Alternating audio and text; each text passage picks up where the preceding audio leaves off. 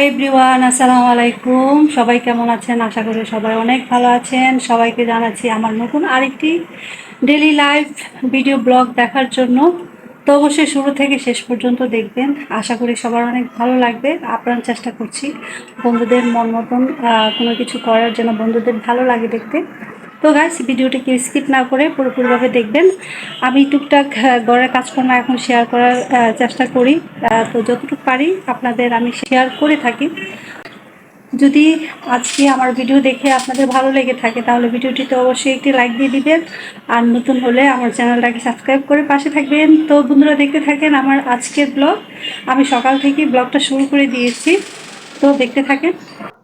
তো গাইস, যেহেতু সকাল সকাল ঘুম থেকে উঠতে হয় আর সকাল সকাল থেকেই গৃহিণীদের কাজকর্ম শুরু হয়ে যায়, তো সেই জন্য চেষ্টা করছি তাড়াতাড়ি করে রান্নাটা কমপ্লিট করার জন্য। তবে আমাকে একটু বাইরে যেতে হবে, কারণ হচ্ছে যে আজকে যে রান্নাটা করছি সেটার সাথে সাথে আরো কিছু রান্না করতে হবে। তো সেই জন্য আসলে ঘরের বাজার শেষ হয়ে গেছে, তো সেই জন্য একটু বাইরে যেতে হবে। তাছাড়া আমার দুই ছেলে সকালবেলা কোচিং এ পড়ে, সকাল 8টা থেকে 11টা পর্যন্ত। তো যেহেতু ওদেরকে আমি দিয়ে আসি, বিশেষ করে আমার ছোট ছেলে যদি যায় একা, তো ওকে আমার দিয়ে আসতে হয়। তো বড় ছেলে মাশাআল্লাহ একা একাই যেতে পারে। তো ওকে ওকে যখন নিয়ে আসি, আমার ছোট ছেলেকে, বড় ছেলে একাই আসতে পারে, তো ছোট ছেলেকে নিয়ে আসি যখন, ও আবার 1 ঘন্টা আগেই আসার চেষ্টা করে। 3 ঘন্টা ওর জন্য বেশি হয়ে যায়। হঠাৎ হঠাৎ ও 2 ঘন্টা পরে চলে আসে। তো ওর জন্য আমি যখন ওকে আনতে যাই, ওকে নিয়ে আসার পথে আমি কিছু বাজার করে নিয়ে আসছিলাম। তো টুকটাক আমি রান্নাটা একটু কমপ্লিট করে গিয়েছিলাম অর্ধেক, আর বাকিটা এসে পরে করব। এখন এতটুকুই করা পসিবল হয়েছে। এখন মোটামুটি আমি হচ্ছে আলু কুচি কুচি করে একটা ঝোল টাইপের, মাছের ঝোল টাইপের তরকারি রান্না করছি, যেন ঝোলও বেশি না থাকে আর শুকনাও না থাকে, মানে এরকম পজিশনে। কারণ হচ্ছে যে একটা তরকারি অন্তত পক্ষে রান্না কমপ্লিট হয়ে গেলে আমার ছেলেদের খাওয়ানোটা আমার মানে সহজ হবে। ওদেরকে আবার স্কুলে যাওয়ার আগে আমি খাবার খাওয়াই দিই, তো সেজন্য ওদের চিন্তা করে আমার সবকিছুই তাড়াহুড়ো করে কমপ্লিট করতে হয়। তো বাইরে থেকে আসলাম, কিছু বাজার করে নিয়ে আসলাম, জাহিদকে নিয়ে আসছিলাম কোচিং থেকে। তো আসার পথে কিছু বাজার করে নিয়ে আসছিলাম, তো অনেক গরম লেগেছিল। সাথে নিয়ে আসছিলাম হচ্ছে বরবটি, নিয়ে আসছি করলা আর একটা লাক্স সাবান। কারণ টয়লেটে দেখলাম যে সাবান শেষ, তো সেই জন্য সাবান একসাথেই নিয়ে আসি মাসের বাজার। কিন্তু তারপরে এই মাসে একটা শর্ট পড়ে গেল মনে হচ্ছে। আর নিয়ে আসছি হচ্ছে 1 ডজন ডিম। তো ডিমটা রাখার সাথে সাথে মনে হচ্ছে ডিম ভেঙে গেছে, তো ডিমগুলোকেও খুলে রাখতে হবে। তো সবগুলোই আসলে আমি খুলে রাখবো, কিন্তু তার আগে আমি চার্জার ফ্যানটা সাথে নিয়ে এসে বসলাম।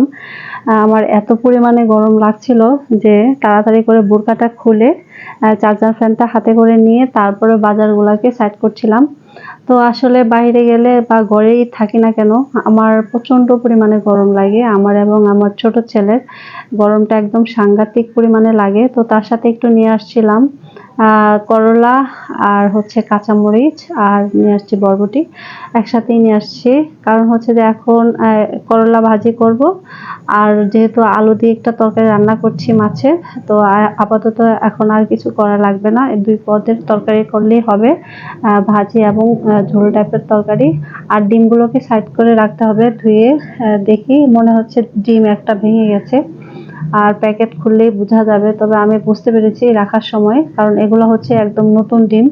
নতুন ডিমের পুরো মানে উপরের পার্টের যে অংশটা থাকে সেটা খুবই পাতলা থাকে, আর পুরো ডিমের উপরের পার্টের অংশটা শক্ত থাকে। তো সেই জন্য বোঝা যায় কোনটা নতুন ডিম একদম কোনটা পুরাতন ডিম। তো নতুন ডিম থাকার কারণে প্যাকেটটা রাখার সাথে সাথে ডিম ভেঙে গেছে। তো সেটাই। আর যাই হোক, এখন এগুলাকে আমি ফ্রিজে রাখবো। ফ্রিজে রাখার পর যে কয়টা করলা আমি নামিয়েছি সেগুলাকে আমি কাটবো, আর কেটে ভাজি করব। তো এখন যেহেতু হাতে মোবাইল আছে, কেটে কুটে দেখানো পসিবল না, তো ধুয়ে আমি ডিমগুলোকে রাখলাম। বলেছিলাম যে একটা ডিম ভেঙে গেছে, ঠিকই একটা ডিম ভেঙে গেছে, প্যাকেটে আছে। তো এইগুলাকে আরেকটা কাজে ব্যবহার করতে পারি, সেটা হচ্ছে চুলে, হয়তো আমি চুলেও ব্যবহার করতে পারি। তো চিন্তা করলাম ফেলে না দিয়ে ডিমের এই অংশগুলাকে চুলে ব্যবহার করে নেই। কারণ প্যাকেটটা একদম নতুনই ছিল, কারণ দোকান থেকে যারা প্যাকেটিং করে দেয় তারা নতুন প্যাকেট দিয়েই মূলত জিনিসপত্র দেয়। তো সেই জন্য আমি ডিমটা রেখে দিয়েছি মাথায় চুলে ব্যবহার করার জন্য। আপনারা এভাবে যদি কোনো কারণে ডিম ভেঙে বা হয়ে যায়, তাহলে ফেলে না দিয়ে কাজে লাগিয়ে ফেলবেন, কারণ এটা আপনি চুলে ব্যবহার করতে পারেন বা যে স্কিনে ব্যবহার করতে পারেন। এটা আপনাদের আসলে সুযোগ সুবিধা বুঝে ব্যবহার করতে হবে। যেহেতু আমার এখন আর সময় নাই, তো সেই জন্য আমি এখন ব্যবহার করব না, সেটাকে আমি ফ্রিজে রেখে দিয়েছি। পরবর্তীতে আমি এটাকে ব্যবহার করব চুলে। তো এখন আমার রান্না বাড়ার প্রেশার ছিল বা রান্না বাড়ার চাপ ছিল, তো সেই জন্য আমি রান্না বাড়াটাই শেষ করার চেষ্টা করছি, কারণ অলরেডি 12টা বেজে গেছে। আর আমার ছেলেদের সোয়া 12টার মধ্যেই খাবার দিতে হয়। আর বিশেষ করে আমার বড় ছেলেকে আগে খাবার দিতে হয়, কারণ ওর স্কুল নাকি শুরু হয়ে যায় 12টা 40-এ। তো ওর খাবারটা আগে কমপ্লিট করতে হয়। আর আমার ছোট ছেলেকে স্কুলে জন্য নিয়ে যাই 1টা বাজে। তো ওর একটু সময় থাকে হাতে, তো ওকে আবার আমার খাওয়াই দিতে হয়। তো মোটামুটি আমার মাছের ঝোলের তরকারিটা হয়ে গেছে, পাশের চুলায় দিয়ে দিয়েছি। ওইটাতে অল্প একটু গ্যাস থাকে, তো ওইটাতে হইতে থাকুক। আর এই ফাঁকে আমি করলা ভাজিটা বসিয়ে দিই, কারণ যেটা বসিয়ে দেব সেটাই আমার তাড়াতাড়ি হয়ে যাবে। চুলা ফাঁকা রেখে লাভ নাই। তো করলা ভাজি করার ক্ষেত্রে আমার একটাই প্রবলেম হয়, সেটা হচ্ছে বিচি। আর করলা ভাজির বিচিগুলো আমার কাছে খুবই খারাপ লাগে, যার দরুন আমি খেতে পারি না। আমার মুখে যখন এটার কি বলে লাগে, তখন খুবই বিরক্ত লাগে। যার দরুন আমি চেষ্টা করি আর কি বিচিগুলোকে বেছে বেছে তারপর ধোয়ার জন্য। কারণ আরেকটা সমস্যা হচ্ছে যে বিচিগুলা যখন বাছতে যাই, তখন তো আমার অনেক সময় লাগে। আর এই সময়টাতে এগুলা বেছে বুছে রান্না করা খুবই মুশকিল কাজ। তো তারপরেও চেষ্টা করছি যে বিচিগুলা যেন বাছতে পারি। অনেকেই নাকি করলার বীজ পছন্দ করে, জানি না অনেকে কিভাবে খায়। আসলে যার যার খাওয়ার ধরন পছন্দ আলাদা। তো আমার মোটামুটি ধোয়া শেষ, তারপরেও কিন্তু আমি বিচি পরিষ্কার করতে পারি নাই, রয়ে গেছে অল্প হলেও। তো এখন আর সময় নাই। তো আমি রসুন, একটু পেঁয়াজ, কাঁচামরিচ, পাকা কাঁচামরিচ ছিল সেটা কেটে দিয়ে দিলাম। এখন আমি একসাথেই বসিয়ে দেব, কারণ হচ্ছে আমার একদম সময় ছিল না। বড় ছেলেকে অলরেডি আমি মাছের ঝোলের তরকারি দিয়েই ওকে খাবার দিব। ভাজির আশা বসে থেকে ওর দেরি হয়ে যাবে, তো সেজন্য ও আগে ভাজিটা বসিয়ে নিই, তারপর ওকে খাবার দিয়ে দিব।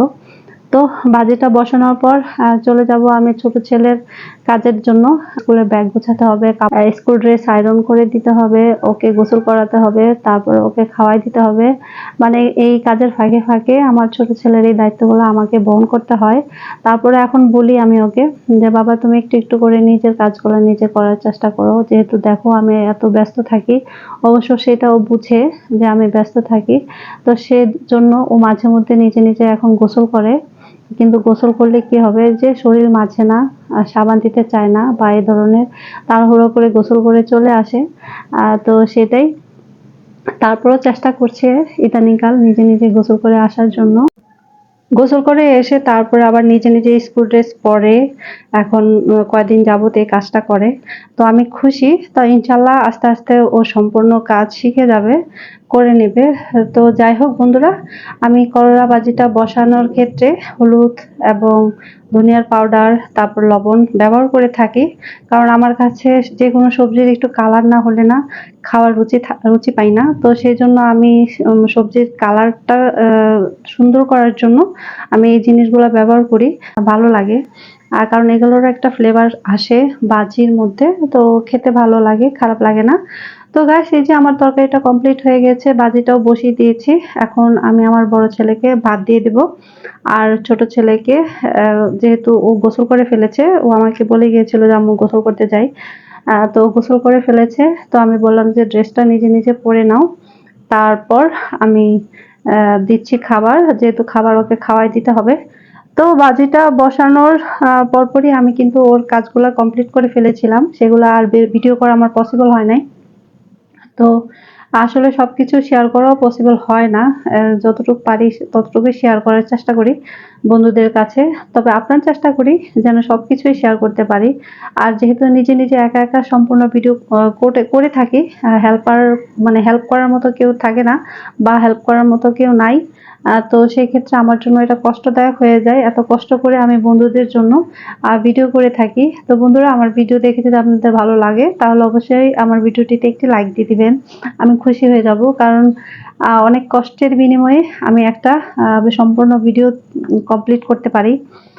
যা যা কিছু করা হয় সম্পূর্ণই আমার নিজের ইচ্ছায়, নিজের তাগিদে করে থাকি।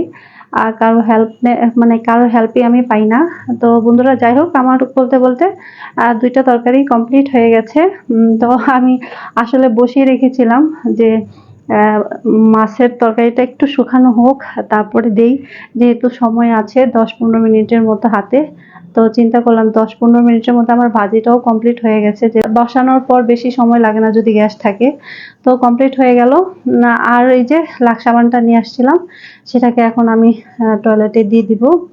আর অলরেডি আমার বেশিরভাগ সাবান কোমরে পড়ে যায় ছোট ছেলের ক্ষেত্রে।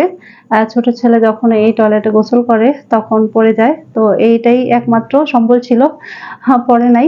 কমতে কমতে এতটুকু হয়েছে। তো বেশিরভাগই আমার সাবান টয়লেটে পড়ে যায়, কারণ ও বুঝতে পারে না যে টয়লেটে পড়ে যায় কিভাবে। ভয়ে বলতে চায় না, কিন্তু তারপরও বলে দেয়, কারণ পরবর্তীতে আমি দেখে ফেলবো সেজন্য।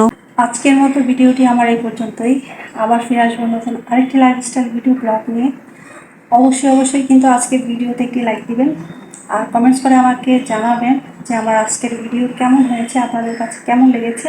তো গাইস, সবাই ভালো থাকেন, সুস্থ থাকেন, নিজের দিকে খেয়াল রাখেন, এই বলে বিদায় নিয়ে নেব। আসসালামু আলাইকুম, আল্লাহ হাফেজ, বাই বাই।